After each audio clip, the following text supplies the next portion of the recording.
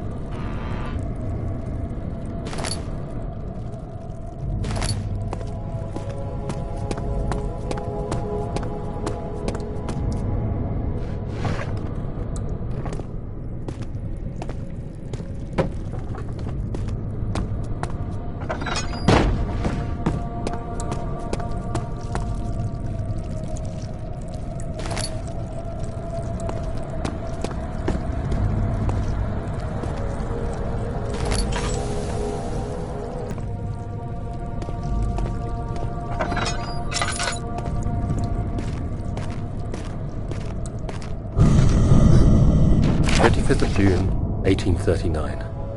I feel the need to continue this journal, even though it was intended for my journey to Africa. This must be something very important. I just know it. I've taken it upon myself to piece the orb back together, but it's been more difficult than one might think.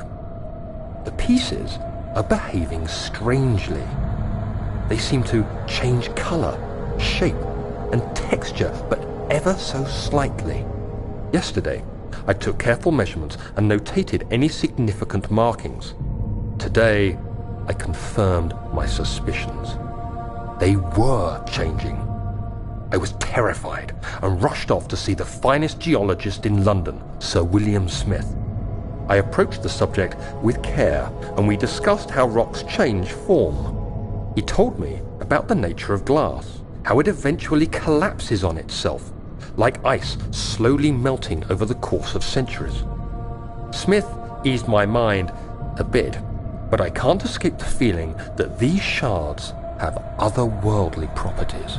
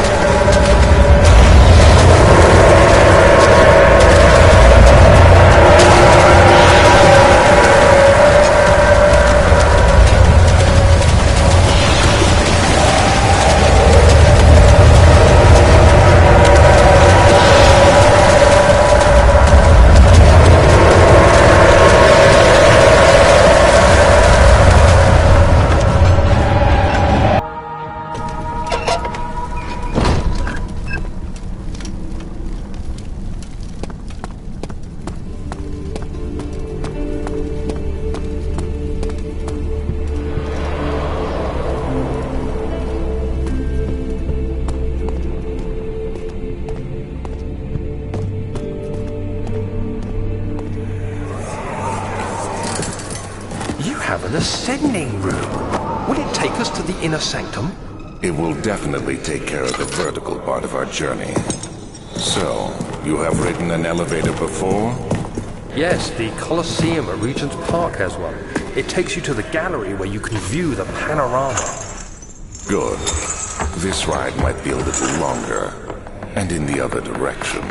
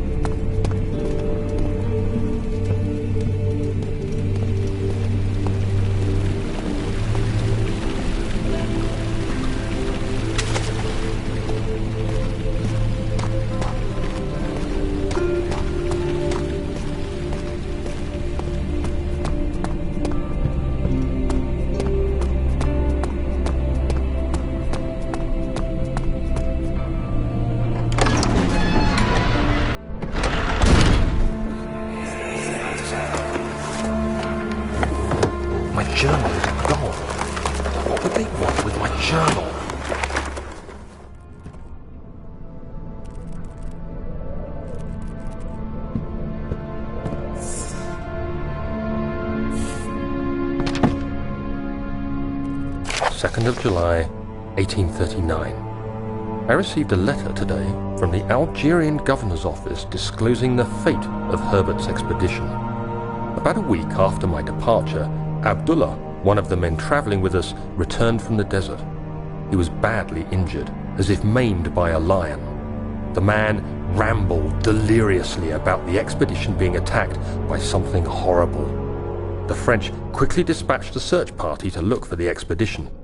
After searching for days, they found the camp abandoned without any trace of Herbert or his men. Tomorrow, I'll retrieve the things they recovered from Herbert's tent at the customs house. I don't know what to make of it, but I'm worried for him.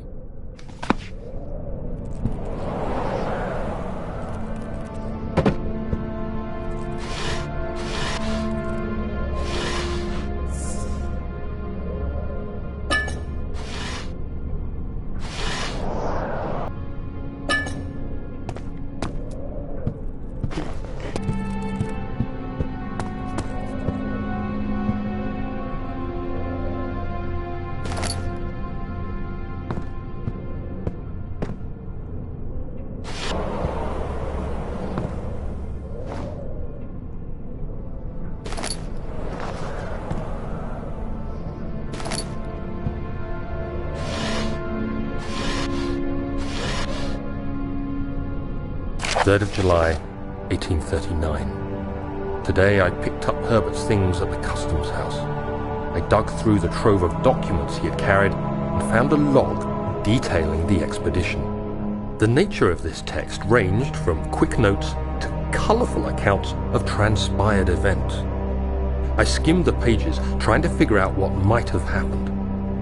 May 17th, the day I was trapped inside the orb chamber, Herbert dryly states, "Recovered Daniel after 1 hour of entrapment." This confused me greatly. I was suffocating within minutes. How could I have lasted an hour? I continued reading the peculiar text. Herbert states his facts without judgment or passion, but suddenly I could read frustration into his text. He pushed his men to investigate the underground tomb, an effort which seems to have strained the minds of his men. Madness spread through the ranks, and Herbert had to take some extreme measures to continue. He finally visits the chamber himself, where he retrieves the orb to the surface. His account confuses me greatly. If he has the orb, what are those pieces in my drawing room?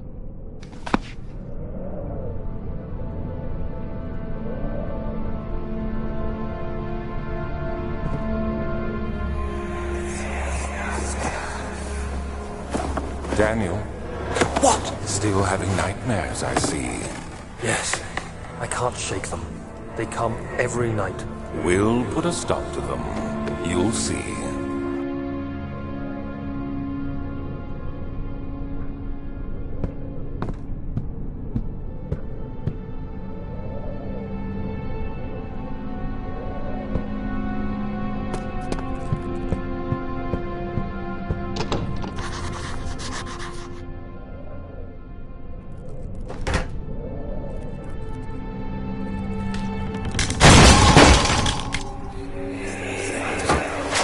The key.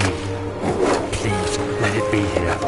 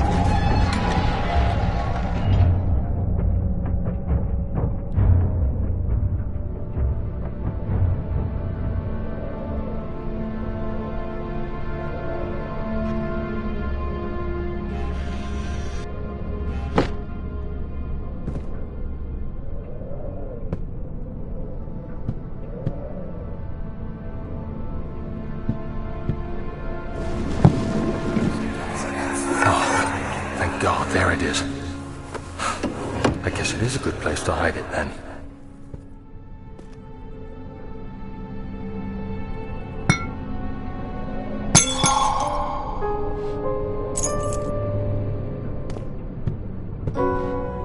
Fourth of July, 1839.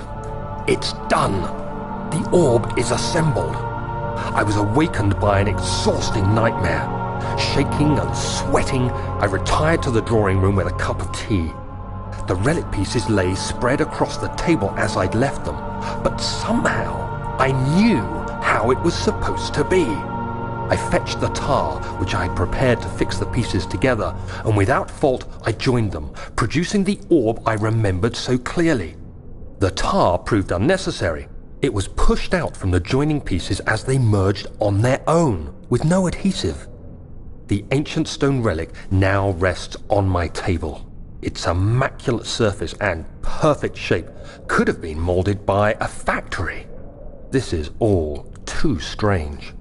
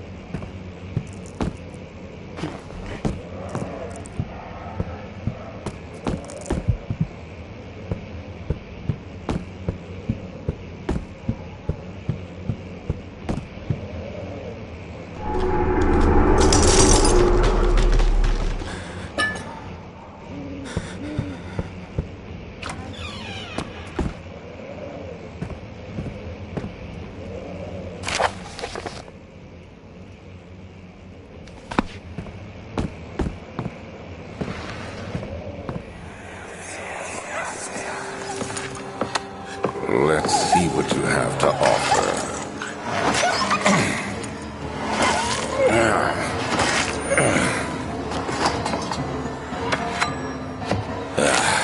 What a mess. I should have sharpened the saw, but I can sense it. It's definitely there.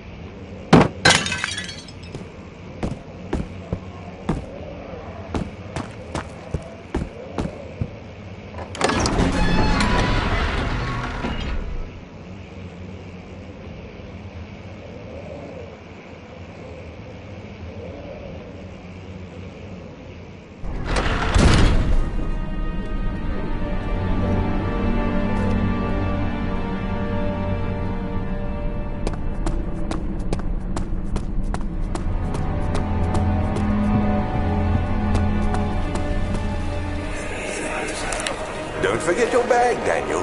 I won't, Herbert. There is no shame in using a parasol in the desert. As it happens, it's imperative to your survival.